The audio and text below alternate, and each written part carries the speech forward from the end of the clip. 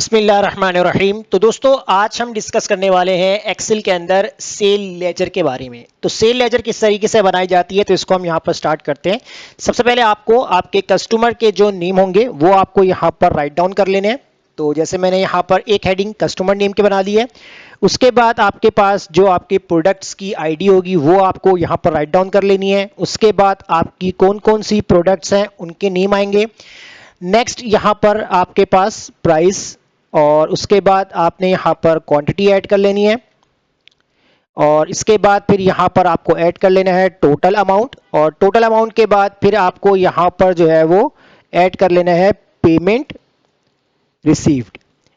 और इसके बाद जो आपके पास कोई बैलेंस है तो बैलेंस के लिए भी यहाँ पर आपने एक हेडिंग बना लेनी है। और लास्ट वन जो होगा आपके पास टाइप ऑफ पेमेंट है वो आपको यहाँ पर मेंशन करनी है।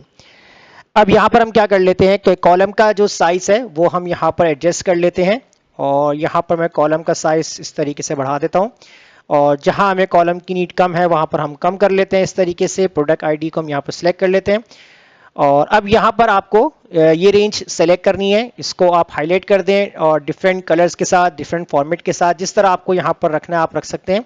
और एरिया आप जो है यहाँ पर कुछ सेलेक्ट करके इसको जो है आपने बॉर्डर दे देना है, ऑल बॉर्डर यहाँ पर अप्लाई कर देते हैं।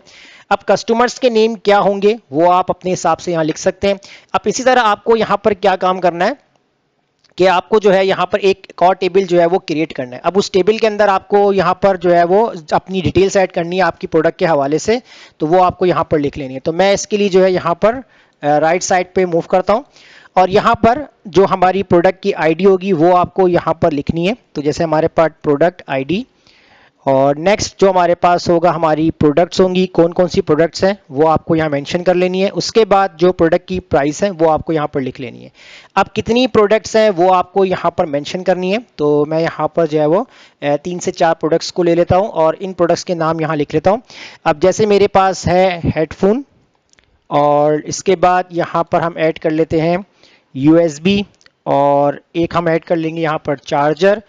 और इसके बाद जो नेक्स्ट होगा हमारे पास तो यहाँ पर हम केबल लिख लेते हैं।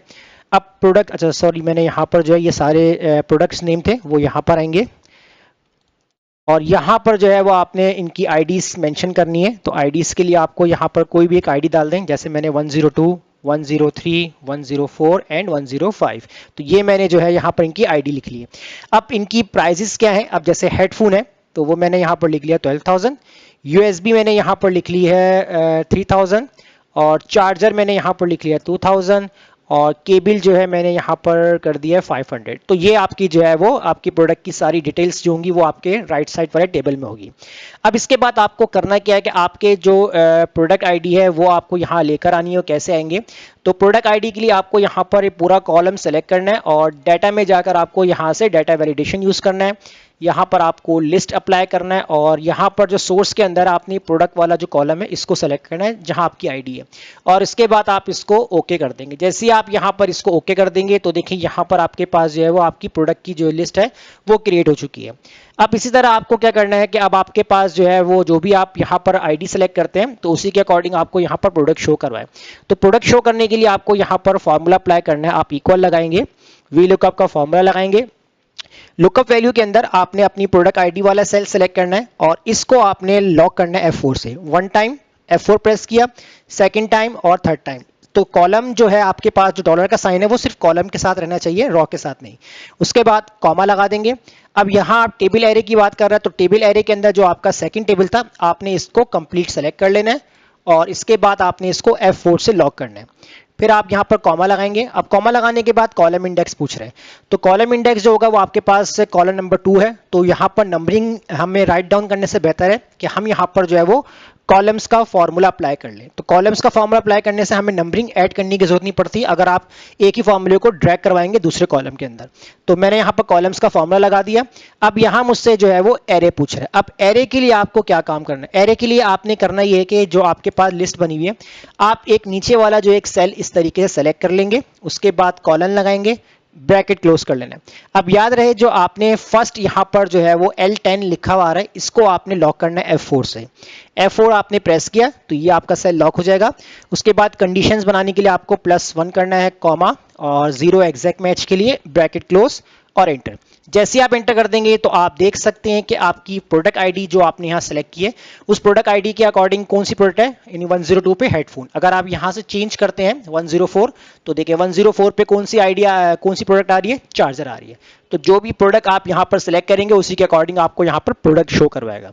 अगर हम यहाँ से आईडी को डिलीट करते हैं तो ये एरर शो कर रहा है। इस एरर से बचने के लिए हमें क्या काम करना होगा, इस फॉर्मूले को दोबारा एडिट करते हैं और स्टार्टिंग में आपको इफ एरर का फॉर्मूला अप्लाई करना है और लास्ट में आकर आपको कॉमा लगाना है, डबल कोटेशन ओपन और डबल कोटेशन क्लोज और ब्रैकेट क्लोज करके आप कर देंगे एंटर। तो इससे क्या होगा कि आपका एरर रिमूव हो जाएगा अगर आप यहाँ पर कोई प्रोडक्ट आईडी नहीं लिखते। तो आपने करना यह है कि इस फॉर्मूले को ड्रैग करना है यहाँ तक और इसके बाद आपको यहाँ पर राइट पे भी ड्रैग कर देना है क्योंकि प्रोडक्ट के साथ आपको उसकी प्राइस भी शो होनी है। तो जैसे ही आपने यहाँ पर 102 सेलेक्ट किया तो ये देखें आपको प्राइस भी दिखा रहा है और प्रोडक्ट भी दिखा रहा है। 103, 102 और अभी फिलहाल जो है मैं यहाँ पर कुछ प्रोडक्ट जो है वो यहाँ पर सेलेक्ट कर लेता हूँ अपने पास से। तो फिलहाल मैं इसको इस तरीके से फिलअप कर लेता हूँ और यहाँ पर आते हैं और लास्ट वन हम यहाँ पर लिख लेते हैं इस तरीके से।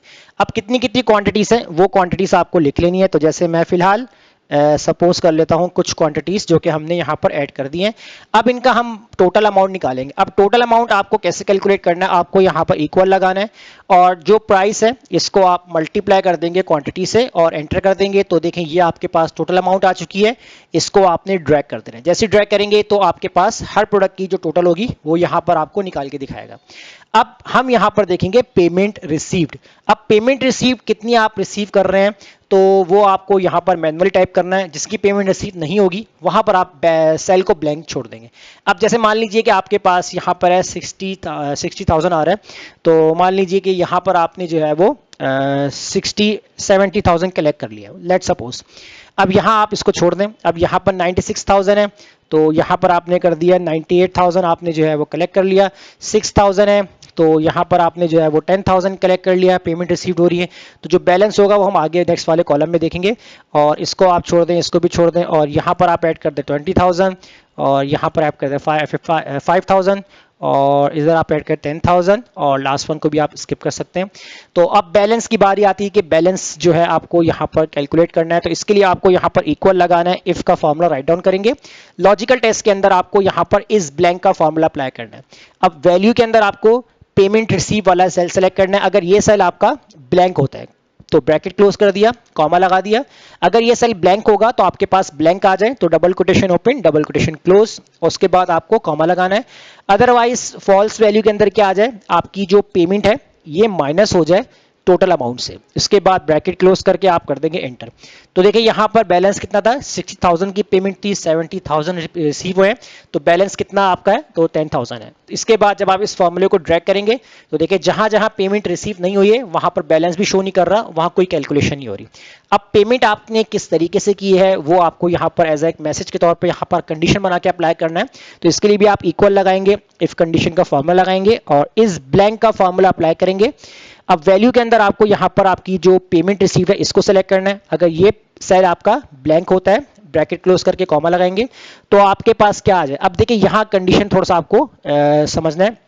तो मैं यहाँ पर डबल कोटेशन लिखता हूँ और इस तरीके से टाइप कर लेता हूँ कि बैलेंस, उसके बाद डबल कोटेशन क्लोज और यहाँ पर मैं एंड का सिंबल बनाऊंगा और इसके बाद कोटेशन बनाऊंगा और इस तरीके से ऐड कर दूंगा तो कि हमारे अमाउंट जो है वो इस तरीके से लिखी हुई आती है। और उसके बाद यहाँ पर मैं डबल कोटेशन दोबारा ओपन कर लेता हूँ और एंड का सिंबल बनाता हूँ यहाँ पर। और उसके बाद फिर यहाँ पर अब आपको जो आपकी टोटल अमाउंट है वो आपको यहाँ पर सेलेक्ट कर लेना है। उसके बाद फिर कॉमा लगा देंगे और डबल कोटेशंस के अंदर आप यहाँ पर टाइप कर लेंगे cash, quotation close, bracket close. बस ये कंडीशन आपको बनानी है। अब आप यहाँ पर इसको एंटर करेंगे। जैसे आप एंटर करेंगे तो देखिए यहाँ पर आपके पास कैश बता रहा है और इसको जैसे ही आप ड्रैग करेंगे यहाँ पर तो देखें जैसे ही आपकी पेमेंट क्लियर हो रही है तो कैश कैश कैश आपको यहाँ पर मैसेज दे रहा है। और जहाँ आपके बैलेंस है तो देखिए बैलेंस को जो है वो इस तरीके से राइट डाउन करके दे रहा है कि कितना बैलेंस है आपका 18,000, कितना बैलेंस है 2,000, कितना बैलेंस है 15,000।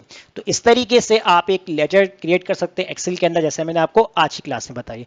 तो फिलहाल इस क्लास की प्रैक्टिस कीजिए। मुझे इजाजत दीजिए। अल्लाह हाफिज।